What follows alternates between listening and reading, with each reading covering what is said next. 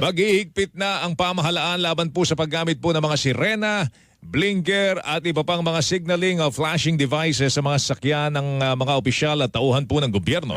Batay po sa atas po ng Pangulong Bongbong Marcos, kabilang po sa ipagbabawal yung paggamit po ng dome lights at blinkers na posibleng maging sanhi pa ng aksidente. Iginit po ng Pangulo na ang hindi otorisadong paggamit po ng wangwang at iba pang mga devices ay nagdudulot po ng pagkaantala ng trapiko. Exempted naman sa atas ang mga ambulansya, fire truck at iba pang mga emergency vehicles, pati yung mga sasakyan ng Hukbong Sanlibutan ng Pilipinas, Pambansang Pulisya at National Bureau of Investigation. Nangako naman ang Pambansang Pulisya, Department of Transportation na mahigpit po nilang ipapatupad ang batas at hindi sila magpapasindak.